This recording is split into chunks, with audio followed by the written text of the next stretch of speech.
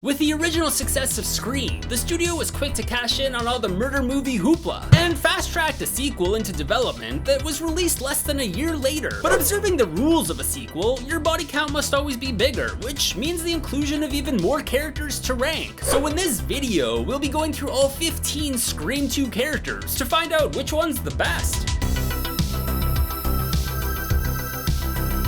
Good day, my gore gluttons. Zack here with another ranking video for you. Guys, I started this channel because I'm a huge horror geek, and if you're like me, you might want to consider hitting that subscribe button and ringing the little notification bell so that YouTube can alert you to every time I drop a new video. Similar to my character rankings for the original Scream, there's a few quick caveats to go over. Firstly, even though I consider Scream 2 to be the best of the sequels, there's definitely a noticeable decline in the quality of the characters, which actually works in my favor as it makes them a lot easier to rank. Secondly, we're only going to be ranking the characters who received a pictured credit in the end screen, which sadly means that poor Phil will be left off of this list. Thirdly, these characters are being ranked relative to their appearance in this specific movie only, which doesn't necessarily represent their standing in the franchise as a whole. And lastly, these are just my personal opinions. There's no need to get belligerent if you don't agree with me. Instead, you can be constructive and let me know what your rankings are in the comments down below. And if you're feeling extra generous,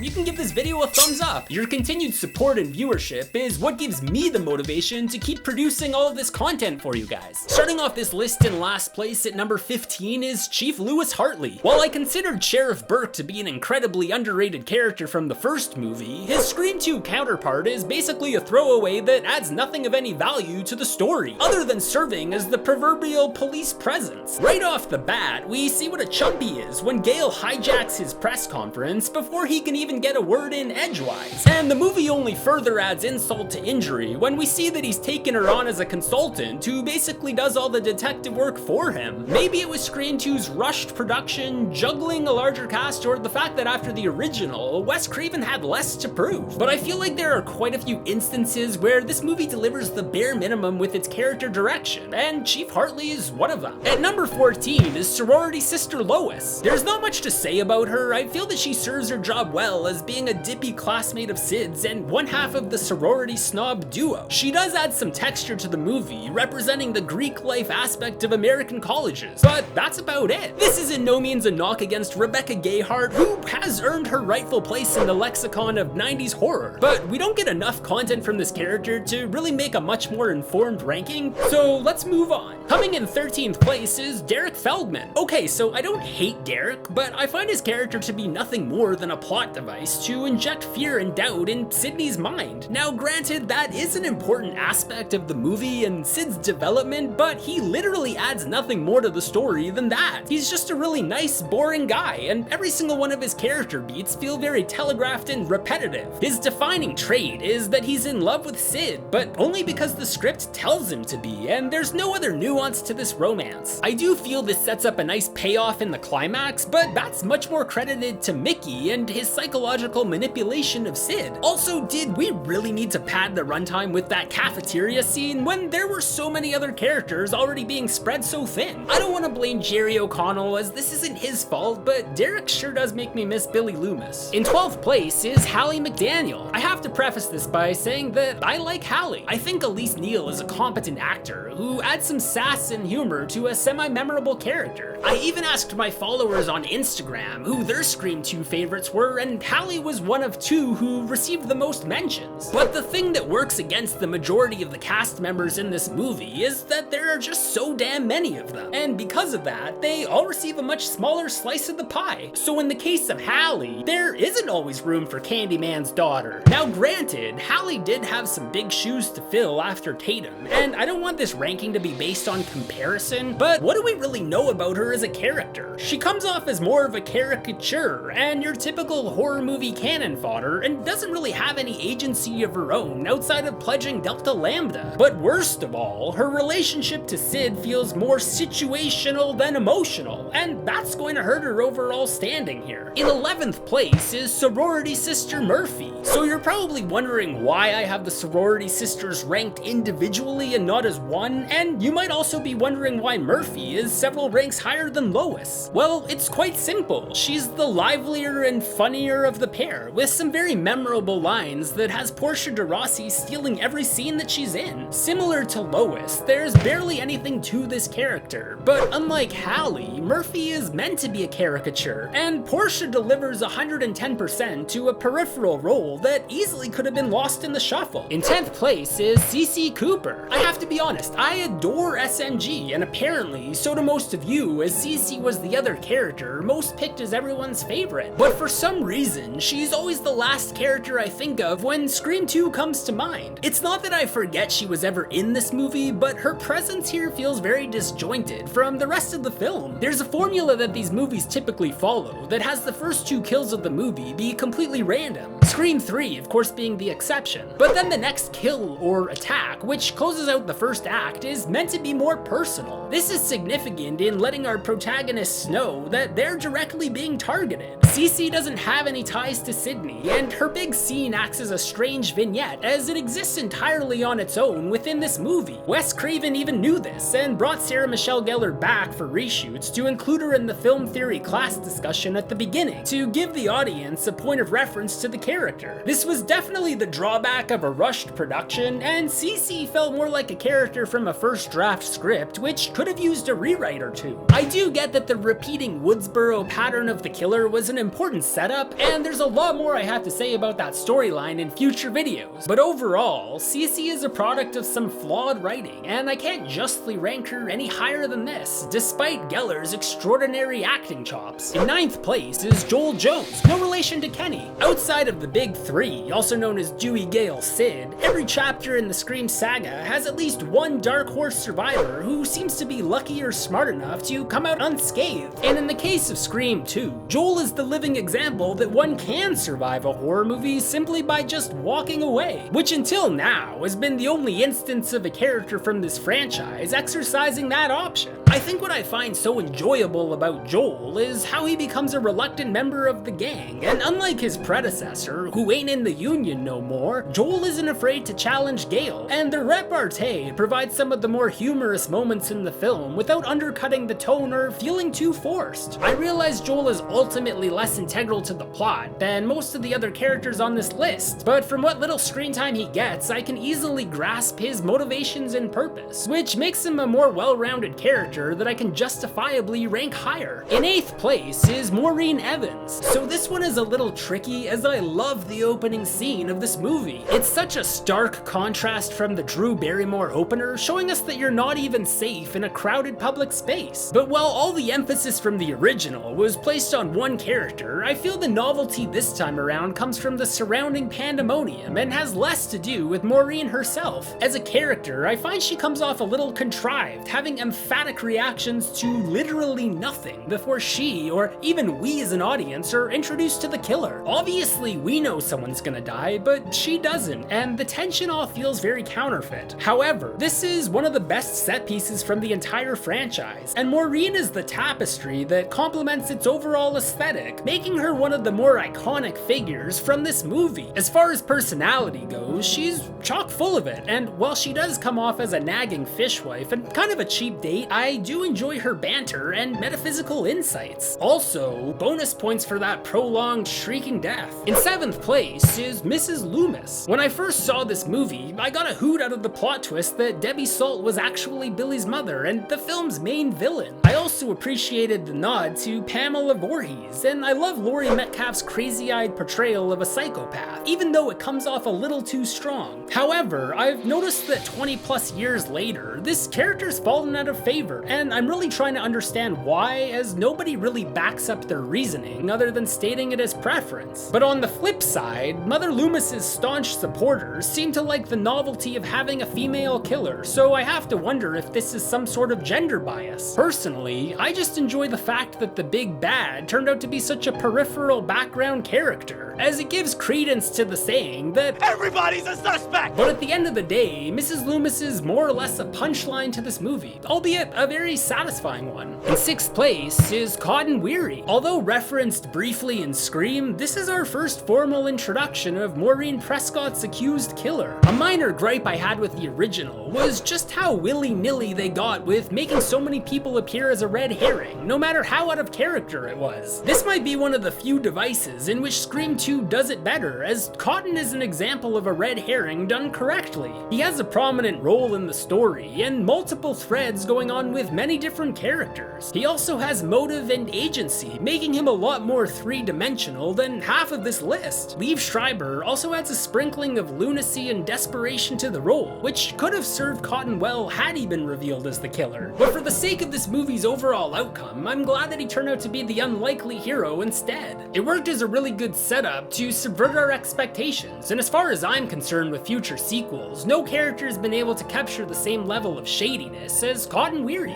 In 5th place is Mickey Altieri. If you've seen my rankings for all of the Ghostface killers, you probably already know about my affinity for Mickey. So before I gush about what a treasure he is, let me also address some qualms I have, just so you know I'm being totally fair. Mickey has the most uneven screen presence of all the characters, appearing abundantly in the film's first half, before going AWOL after the cafeteria scene until he's unmasked 45 minutes later. It certainly diminishes the surprise factor of his reveal, as most of us probably forgot the character even existed by that point. But it's the scene that follows which not only redeems him, but shows us that he's one of the more sinister ghost faces to cross swords with Sid. There's a typical trope that we know all too well, where a film's villain is always apt to showboat as they reveal the intricacies of their evil plot before dispatching of our hero. Obviously, this cliche has been used in every Scream movie, but with Mickey, it flows much more organically, as it's within context of the character and his motive that he would have that level of bravado, and Timothy Olyphant sells this performance incredibly well, while never overdoing it. His scheme is also the most original out of all the killers, and we're provided with some earlier foreshadowing that nicely rounds it out. I feel like a lot of people don't give credit to Mickey, as he's presented as being more so the heavy of the Ghostface duo, following Mrs. Loomis's instructions, but he's shown to be very clever and resourceful, as he knows the true way to wound Sydney is with emotional manipulation, leaving scars which have stayed with her long throughout the series. In 4th place is Dewey Riley. So for my rankings for the first movie, everyone was kind of scattered all over the place as there were so many great characters to choose from, and Dewey kind of fell between the cracks. But having survived his first run-in with Ghostface, this is the movie that really solidifies him as one of the core characters of the franchise, who, as you may have gleaned from watching this far, will make up the final 4. But in which order and why? I think the reason why all of the returning characters are much stronger this time around is because they're all intrinsically linked to Sydney and represent a very specific facet of her character. Gale being the spirit, Randy being the brain, and Dewey being the heart. In some way or another, Sydney needs to draw her strength from these characters in order to prevail, which unofficially makes all of them the final girl. This is the reason why everyone needs to get over their bloodlust of wanting these characters to get killed off and understand that their continued survival is integral for good storytelling. I think it's sweet that Dewey has taken on the role of Sid's surrogate big brother, and his ongoing relationship with Gale highlights some of the more human aspects of these characters. These are all important elements which act as the glue that holds the foundation together, and the last thing anyone should want to see is a Scream movie that's missing its heart. In 3rd place is Sidney Prescott. The biggest upset of these rankings might be the fact that our leading lady is no longer the reigning champion. And before anyone cries foul at her placement on this list, hear me out. Sid's character arc in Scream 2 is criminally lacking in any development or resolution, and by the end it feels more like she's regressed to a worse off state than where she started out at. I can appreciate the fact that this sets up a larger conflict moving into Scream 3, but that doesn't excuse the fact that she has very little to do here, spending the majority of the runtime as a passenger who's shuffled around from scene to scene. That's not to say there isn't anything to praise, as her shining moment eventually does come in the climax, where she's even more badass this time around than she was in the first movie, but it feels emotionally unearned and makes for a hollow victory. However, despite her woe is me attitude, she does have a very important character moment with her drama professor, which I wish was the main basis of her storyline, rather than all that silly Greek life melodrama with Derek and Hallie. In second place is Randy Meeks. On the same token as Dewey, I have some amending to do for my low placement of Randy from the first movie. As a clear fan favorite and exemplar of us horror movie buffs alike, he obviously has a lot more to say and do this time around. Like I mentioned before, Randy represents the brain, or Sidney's intelligence, as he rightfully guessed Billy as the killer in the original, and was on the right track here by referencing Mrs. Voorhees from Friday the 13th and the possibility of the killer being female. As our other core characters aren't as well versed in the area of horror movies as Randy is, it makes him an invaluable member of the gang. Unfortunately, this wasn't recognized soon enough, and he was mercilessly thrown to the wolves. There's no denying that his death was one of the more shocking moments in Scream 2, elevating the movie to be considered as the most highly regarded sequel. But it's also had some lasting negative repercussions on the franchise. In spite of his posthumous cameo in Scream 3, his overall absence from any subsequent entries removes a symbolic pillar of support, creating an analytical imbalance amongst our core group. To remedy this, they've had to rely on lesser characters to delve into the metatextual mythology, all of who lack the panache and emotional resonance that Randy brought to the table. It makes his death feel more like an impulsive decision that serves no story or character purpose, as he receives very little fanfare, with Sidney getting over it quite quickly. I mean, this was your best friend. You gotta prioritize those emotions, girl. Speaking of emotions, there's one character in Scream 2 who fought real hard to discover her own. And that leads us to the top of this list, since in first place is Gale Weathers. I think Scream 2 can best be looked at as having two separate factions, the Sidney storyline and the Gale storyline. Although Sidney is the de facto final girl of the franchise, both her and Gale are given equal footing in this movie. And I feel Gale's story arc is not only way more compelling, but features more of the stronger supporting characters, while excluding the superfluous carbon copies that make up Sid's friend group. Because of this, Gale's scenes flow more evenly and are able to organically build up the tension and mystery of the plot, while Sidney's side of the action is wrought with stagnant melodrama which never really goes anywhere. On top of that, Gale's personality is dialed up to an 11 here, giving us a bigger, badder version of the field correspondent we saw in the original, but also exploring her emotional and vulnerable side. And unlike Sid, Gale's character arc in Scream 2 sees some major growth and evolution, which makes her victory way more cathartic. Scream 2 was Gale's story, and sadly, I feel like she's the unsung hero of it, having to sit out a major portion of the climax. I didn't directly mention Courtney Cox's performance in my rankings for the first movie, but she's a delight to watch as she plays against type while still channeling all of the charisma associated with her role on Friends. Will Gale be able to keep this streak up for another movie, or will Sidney reclaim her crown as the Scream Queen once again? Find out in my next video, where I go through my rankings of all of the Scream 3 characters. Thanks so much for watching, guys. Don't forget to like and subscribe, and if you want to check out more ranking videos like this, including the characters from the first Scream movie, you can jump over to this playlist, which should be popping up on the screen right about now. Until next time, I've been Zack, and I'll be right back.